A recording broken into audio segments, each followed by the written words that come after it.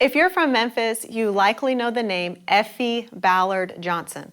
Ephie is the president and CEO of Neighborhood Christian Center, a nonprofit Christian organization that employs over 60 staff members and provides programs and assistance for over 50,000 neighbors in need annually. Ephie has a huge heart for the Memphis community and is committed to the plight of reducing poverty in this country. In addition to her work in the city, Ephie is also a professional vocalist and songwriter and is often seen leading musical worship with us here at Hope Church, Memphis. In this episode, Ephie shares her story along with a wealth of wisdom and knowledge that she has gained from her overwhelming amount of achievements and experiences. The main one being living bold. Ephie's life, personality, passion, and entrepreneurial heart not only exemplify what this looks like, but also how we can practically live a courageously bold life. So let's get to it and meet Ephie Johnson in the green chair.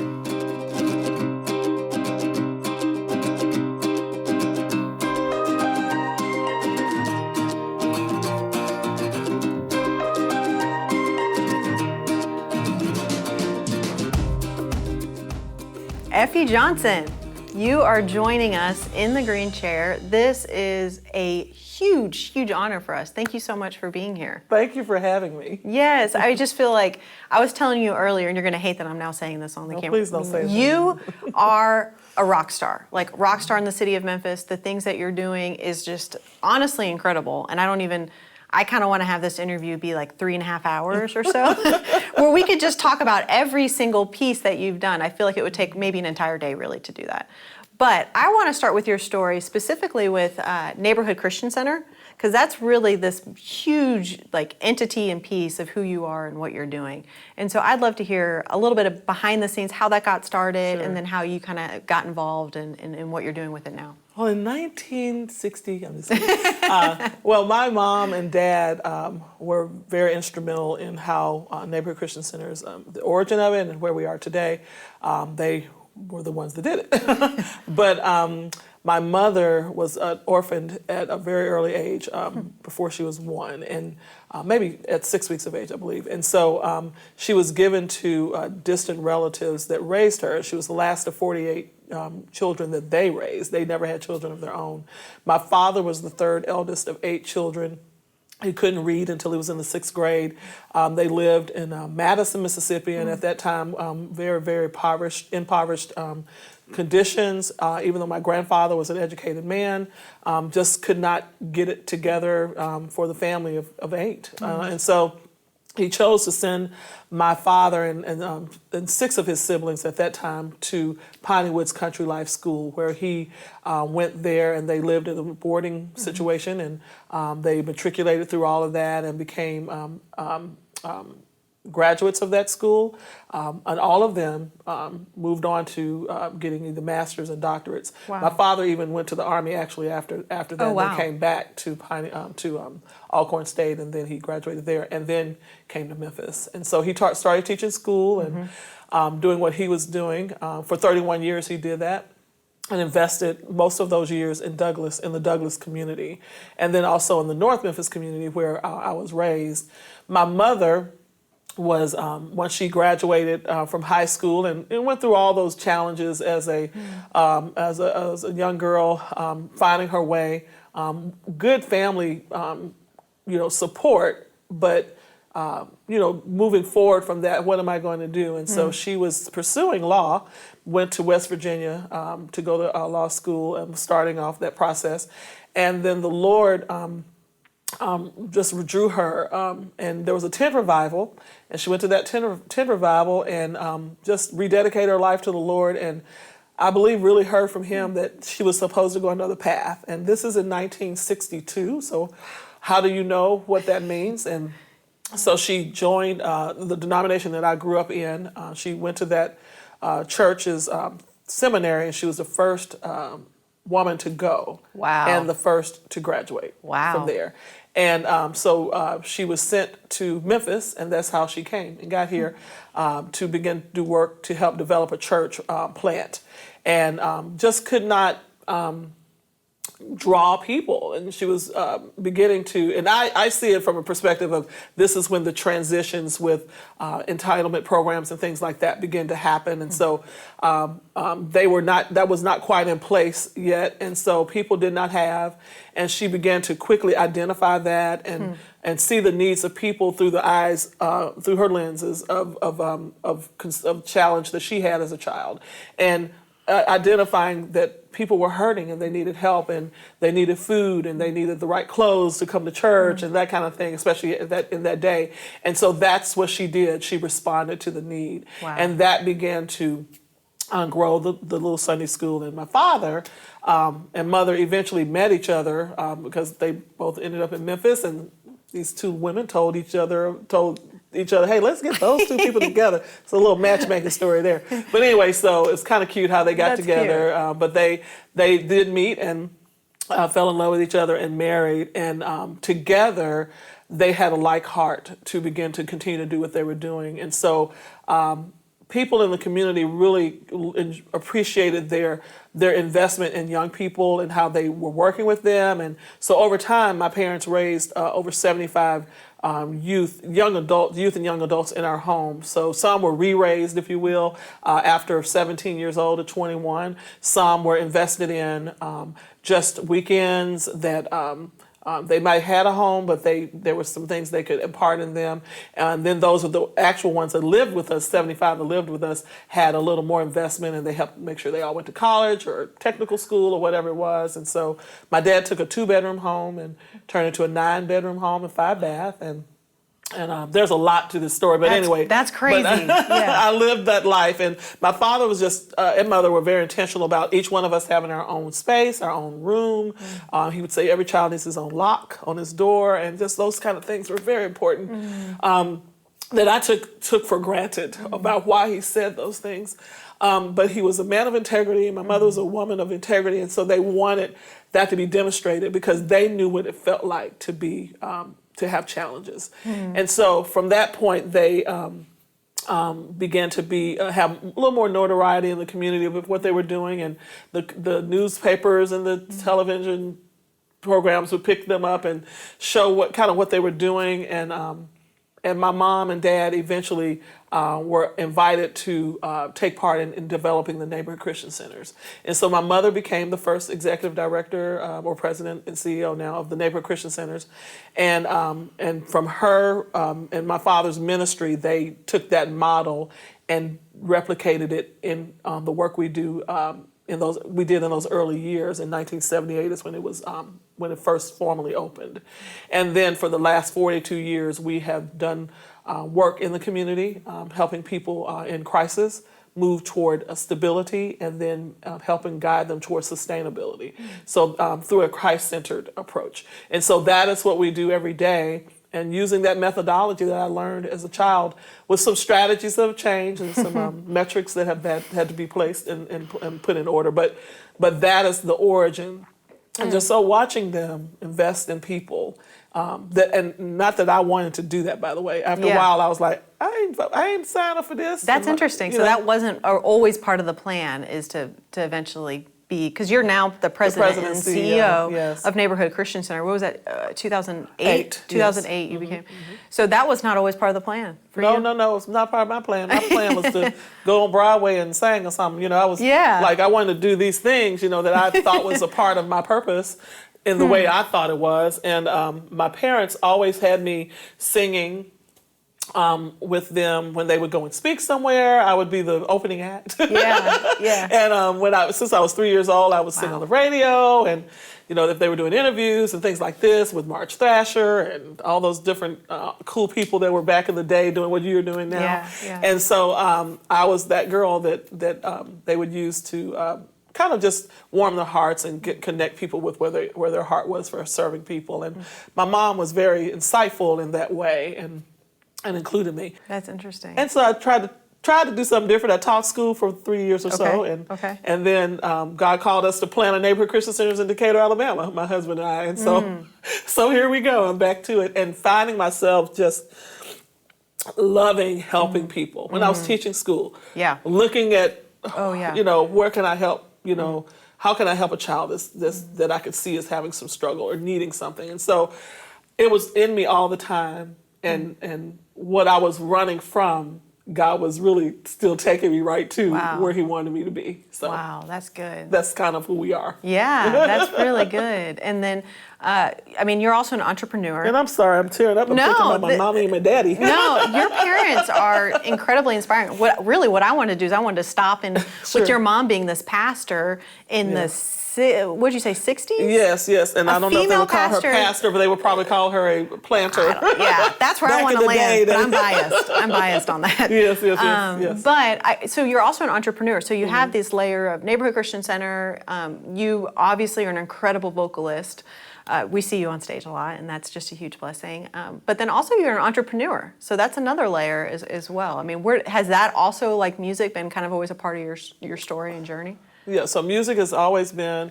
My father, he saw the entrepreneurship in me, and I said I want to sell candy and drinks and chips and stuff, and I was probably 10 or 11 years old, and he took me to what was then Purity Products on Jackson, and I should think I shared this with you before. I don't know how the money. I don't think I had any money to buy it first. It was just expected. I want to do it, and you gonna fund this, And so he went and. Help me pick out. He would let me walk around and pick out what I wanted to sell, and then I would go back home, and people would come to the door, and I was the neighborhood candy girl because I wasn't the candy lady at the time, So I would sell candy and eventually freeze cups and all that, and he never questioned or tried to tell me I couldn't do it. It wasn't possible, and so I just thought, this is my thing. I'm good at creating ways to create dollars and make money. And I had little people working for me, after a while. And then I eventually opened a store. I was 19 and I was in college 1 year at this time, and my second year of college. And I said, I'm going to open up a apparel store. And I didn't tell my dad. I just went down to Main Street and I got me a business license, and I opened up the store, and then I walked up and down Main Street, and at this time there was no trolley, and there was this little glass building in the middle of Main Street, and this guy, he was using one half of it, and the other side was not being used, and I said, could I rent this space? And he said, well, sure, little girl. He didn't say little girl, but he was like, who is this child? And I said, I want to open up a store. And so I opened up an apparel store at 19, and I pretty much had gotten it all done before I told my dad that I'd done it. I said, oh, by the way, I got a store downtown, and I'm going to have my cousin work there while I go to school. And then I would get off out of class, and I would come out, take over her shift, and then I would continue to sell things. It was called Everything Apparel or something like that. So it was so fun. I'm sorry. I'm laughing inside. But it's just, he just let me take chances in doing things. And so I boldly moved forward in just doing whatever I felt I could do. I didn't feel inhibited. And that's kind of how it began. You touched on this, and this is really where I want us to pivot, is kind of stepping into these spaces boldly. So the lens I wanted us to look through is living bold. I feel like that's what I so love about you, is I love you have a bold personality, a bold faith, you sing bold, like everything you do is just bold. And I love that, I admire it, I respect it about you. And so I would love, one of the things with you, and you and I were actually just talking about this, I was like, you're just like this wealth of wisdom, knowledge, experience, because you have done so many different things. So I would really love us to kind of lean into these lessons you've learned along the way. What are some things you would tell us, some things you'd encourage us, some things you'd challenge us that you have kind of learned throughout your journey? Well, I've learned that sometimes what we appear to be is not what we always are at the beginning. And so I was a pleaser. I wanted to please everyone. I wanted to, I had these desires in me, and the things I shared are things that really did happen. But it wasn't that I didn't have opposition or that I didn't see others not striving for the excellence that I knew could be. And so lessons learned for me has been, what is pure and good that God gives you to do, go for it. Wow. And not let others around you discourage you from that which you know you have a calling, an ability, or a gifting to do. Another lesson I learned is that not everyone has one talent. And so I used to look at it, well, people say, well, what's the thing you do? And I was kind of perplexed sometimes. I'm like, I do 12 things. Honestly, and I can do 8 of them really, really well. And so I had to stop being apologetic. And my father began to teach me that lesson, and it was a hard lesson for me to learn. I am a recovering apology person. I don't know what else to say. But I'm a recovering person of apology, where I'm always saying, I'm sorry. And he was like, why are you apologizing for your greatness? Don't apologize for what is in you. Don't apologize for your purpose, and walk in your purpose. And when he was he passed away in 2008, and he was not on his deathbed at this time, and he was transitioning within about a week or so of this time that we had talked, and he said, I want you to remember the scripture about being bold and courageous. Wow. And I did not understand why he said it to me, but he knew what was in me, and that the enemy tries to keep that squelched, especially us girls. That we can't do this, we can't speak out loud, we can't stand firm, we can't go for it. That's not what we do. And he said, Ephie, I want you to be bold and courageous. You're going to have to run this center, and there are things in you want to do. And I want you to be bold and courageous in the Lord. Wow. And so I didn't quite understand that until over time I began to have these ideas, and sometimes people would say, well, why? Why are you going to do that? Well, how are you going to do that? Well, they were beginning to try to chip away at the bold and courageous attitude that God had reminded me, and my father had taught me to have. And so another lesson is guarding that purpose. That's good. Guard your purpose, guard your concepts, guard your ideas. If they don't work, that's fine. It's not the end, but try it.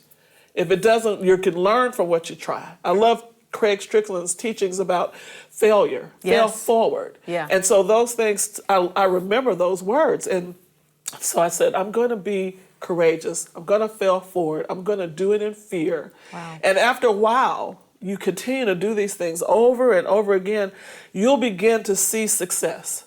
In consistency lies the power. And so if we want to be, proper power, if we want to be authoritative, we want to have the wisdom that God gives us, we have to be available to learning and being a student of life, so that we can gain the wisdom that he's wanting us to have. And so I had to begin to not be distracted by the naysayers, by the people's opinion about how I do it. And so I have that experience because I've gone through it. And so I've learned, guard it, do it, go in fear, fail forward, but don't stop. Wow. Be consistent. Yeah. If you're not dead yet, baby, keep rolling. Yeah. And don't stop what is in you. And God will bless that. That's good. That's really good. And I really, and that's really sweet too. I didn't know that was the verse your dad gave you. He did. Because, even when you and I were talking, it's just, you exude that to me. You really do. Like, your personality, like, you just are bold, and I love that. Yes. But what advice would you give to those of us who want to step into being a little bit more bold? Because that's a hard thing to do. Sure. And even, I love that you said at one point, when you were given that advice, you kind of didn't all the way understand what that means, but now you've been living it for quite a few years. You make enough mistakes, you try enough things, you succeed enough in certain things, you watch people enough, you watch behaviors enough. after a while, you have to start trusting what you see. And so that's what I've had to learn to do. Other people can tell you, no, that ain't the way it works. Or this, no, I know this. Now, I have a bias toward enough mistakes, enough challenges, enough triumphs to say, this is one thing I can be for sure of. There might be other sureties that people have done and can say that works. But I know this way will work. Or I know this attempt will yield this. I know that if you want to open a store, you got to be approved. You have to go through code enforcement. You got to do all these things. You can't just do stuff and hope that boom, it happens. No, you have to do the work. And so that is, when I look at people with that are far beyond me that have success, doesn't matter if they're in the secular community, if they're a Christian community, whatever they're doing, it doesn't matter if I agree with what they do and how they do it. As long as it's legal, I'm watching to see, how are you successful? What are you, and the application that I have observed most of the time is that those people put in more hours in the day. We all have the same 24 hours. But how much of that 24 hours are you willing to give? So when people ask me, you do so much, how do you do all of it? I structure my life, and I compartmentalize my life. I follow a calendar, and I've decided these are the things I'm going to focus on. Okay. And those talents that I have, I don't want to bury them. I don't want God to take them away. I want Him to continue to use me through those gifts. And so I'm going to use each one of them to my best ability within those 24 hours a day. And you don't have to do all the things in 24 hours. You're building on it. So some of my skill sets were used at the beginning. Some of the things now that I'm doing in social and emotional health and things we're doing with developing stability programs for people and the metrics that are necessary for that and what are the outcomes that we're looking for in this and how we're designing programming and or organic designs for people that are not programs. They are natural processes that people go through in order for them to be stable. How do we do that? Well, I didn't think about that stuff when I was 19 trying to sell a purse, but I was going through process then that at this age has taught me that those methods, they don't change. They're the same. But that 24-hour period is all you got. So if you like to sleep a lot, this is what my dad used to tell me. If you like to sleep a lot, you don't want to try to do this. If food is your God, you don't want to try to do this. So if you're always like, I got to do lunch, I got to get to lunch, or I got to go to sleep. Well, I don't sleep. I don't sleep till I got time to sleep. I'm going to do it project based. It's not that I don't ever sleep. It's not that I don't eat. Lord knows I eat. I try not to eat. But it's that we put things in perspective. That's not. I don't have to run to lunch because it's lunchtime. I use my lunchtime to work on what it is that I'm trying to get further ahead in. So be a student of what it is I want to demonstrate and become and to do. And then once that's happening, you can kind of float a little bit. It's about being strategic. It's strategic. I mean, you just being strategic in how you organize your time and prioritize, right? Yes, That's right. what I'm hearing you say. It's just right. like, you got to be strategic with the time you've been given. That's I think right. that's like, that's what we all need to be doing. That's right. And then you got to prioritize, like, okay, if this is really where I'm called to go and what I'm called to do, where does that fit in to my time? You and I were literally just talking about this too, and I was just so thankful because I think that that's such an important lesson, because I straight up just asked you that exact question. I said, how do you do it all? Like, that's true. So it's kind of it's hard when you hear all the things that you're doing and talking about being bold and thinking, how on earth can I do all of these things? Well, I think that's the concern that I have with people that want to do something. They're saying, how do you do all these things? How can I do something? Be it. Ooh, yeah. Be it. Yeah. You have to live it. My mother taught me this. She said, the things I do in life, I live that life. That is what I do. I don't have to make up that I'm getting ready to start another business. I don't have to make that stuff up because that's what I do. That's a part of my being. So it's not outside of my comfort zone or outside of my wheelhouse because that's within my purpose. So when I'm looking at other people, I'm not trying to do you.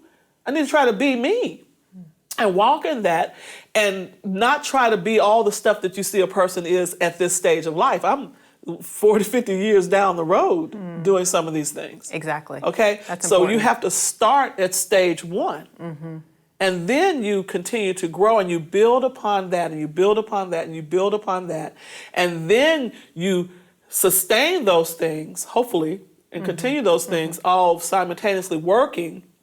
And then you retire some of those. Some things will sunset here or whatever. And then you glean from that and you make the stronger of those areas that which you will focus on in that season. And so that is what I do. And so when people say, oh, you're everywhere, you're doing everything. No, I'm doing what I do everywhere you see me. And I think if all of us would be comfortable with living within our space, living with whom we are, and not letting other people challenge that. And that was a hard thing for me.